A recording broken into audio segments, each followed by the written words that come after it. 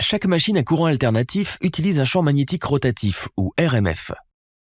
Une invention qui a lancé la révolution industrielle. Comment le RMF en est-il arrivé là? Dans cette vidéo, nous allons voyager dans les cerveaux des génies qui ont développé le RMF.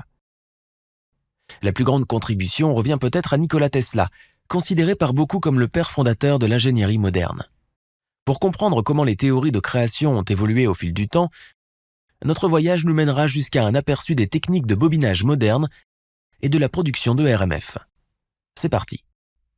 C'est Walter Bailey qui a lancé l'idée des champs magnétiques rotatifs. Il utilisait une alimentation électrique en courant continu et cet arrangement comportait des électroaimants et des anneaux de commutation. Voyons la production de RMF étape par étape. Lorsqu'un courant continu passe à travers un électroaimant, il crée un champ magnétique avec une orientation spécifique. Si on ajoute un deuxième électroaimant qui est enroulé en sens inverse, les lignes de champ magnétique se connectent entre les pôles opposés. Illustrons ces lignes de champ magnétique nouvellement formées à l'aide d'une flèche. Ajoutons maintenant une autre paire de ce type, diagonalement opposée à la première paire. L'interaction entre ces deux lignes de champ magnétique produira une ligne de champ magnétique résultante. Maintenant, si l'on désactive la première paire, seule la deuxième paire sera activée. Dans ce cas, le champ magnétique résultant sera comme indiqué. Si nous excitons à nouveau les deux paires en inversant cette fois la polarité du courant dans l'une des bobines, le champ magnétique résultant change à nouveau. Dans les 4 cas, les champs magnétiques résultants ont une chose en commun et une chose altérée. Les avez-vous repérés? Dans chaque cas, les lignes de champ ont la même magnitude, mais des angles différents. En bref, le champ magnétique résultant tourne par pas de 45 degrés. Nous venons de voir comment a été conçu le tout premier RMF. Une rotation supplémentaire peut être induite en activant et désactivant l'opération de manière répétée selon le même schéma. Walter a ajouté un disque de cuivre au sommet pour démonter physiquement la rotation. Lorsque le champ magnétique change, il induit des courants de Foucault. Comme l'avait prédit Michael Faraday, le disque commence à tourner en même temps que le RMF. Bien qu'il s'agisse d'une invention de génie, il y avait un défaut dans la conception. Avez-vous une idée de ce que cela pourrait être? Au lieu d'être une rotation douce, le RMF a un mouvement saccadé. On peut dire sans risque de se tromper que cette caractéristique n'était pas particulièrement utile pour un moteur électrique. Ce mouvement saccadé est dû à l'utilisation de courants continus. L'inventeur génial de tous les temps, Nikola Tesla, a eu l'idée de produire le RMF en utilisant des courants alternatifs biphasés.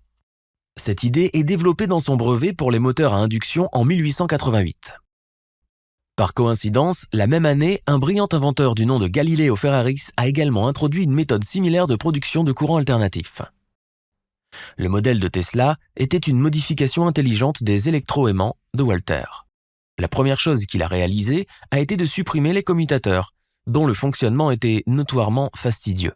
Ensuite, il a fourni des courants alternatifs avec une différence angulaire de 90 degrés entre eux. Cela signifie que le champ produit par une bobine est décalé en position par rapport à l'autre. Vous vous demandez comment cela fonctionne. Regardons de plus près. Tout d'abord, considérons le point de départ.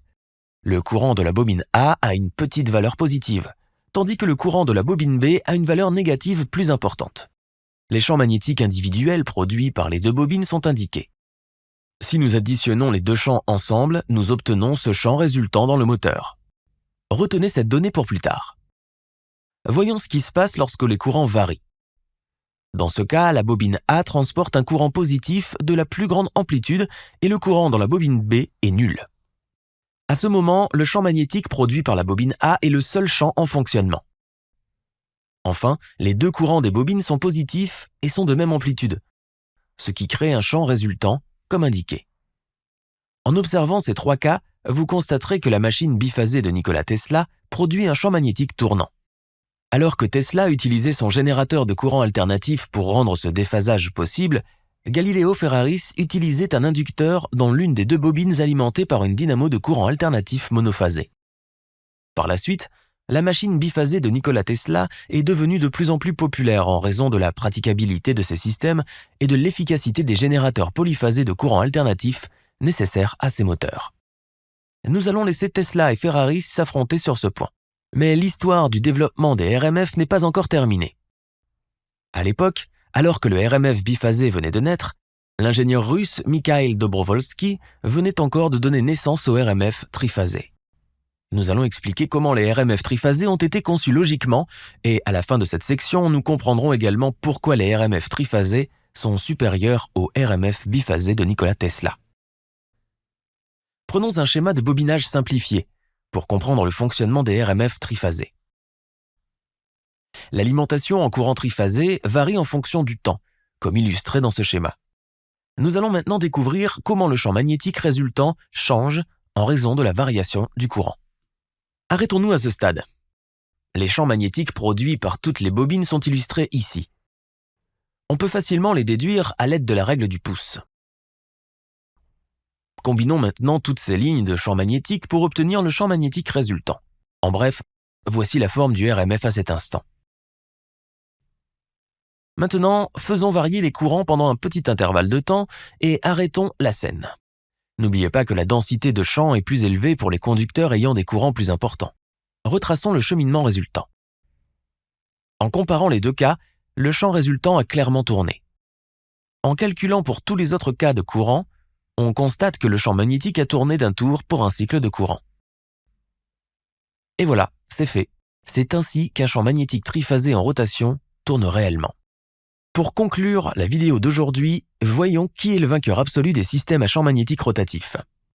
Était-ce Tesla ou Dobrovolsky? Utilisons la technique moderne de l'analyse par éléments finis pour trancher le vote.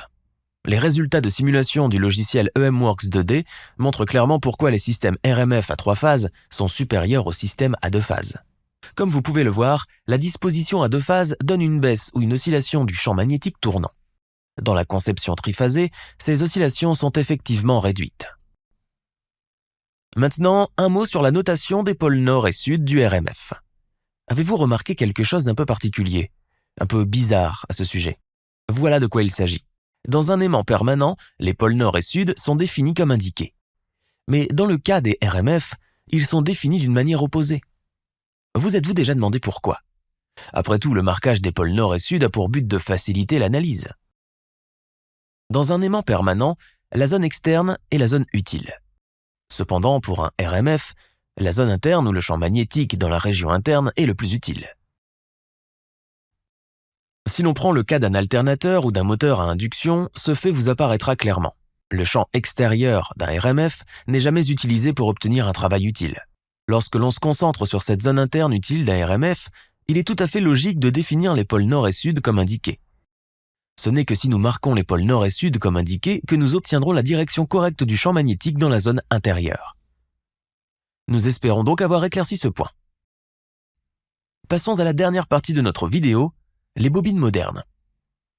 Les bobines modernes pour le RMF triphasé sont capables de produire du RMF avec presque aucune oscillation. Cela correspond à la définition actuelle d'un RMF qui est un champ magnétique de magnitude constante tournant dans la nature. Voici un exemple de bobine moderne qui produit un RMF à 4 pôles. Le design d'une bobine moderne est un sujet très vaste. Nous avons besoin d'une vidéo spécifique pour en parler.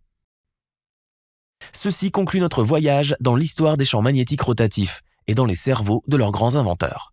C'est étonnant de savoir comment nos ancêtres ont mis au point des bobines qui produisent des RMF parfaits simplement en utilisant leur imagination et des calculs précis.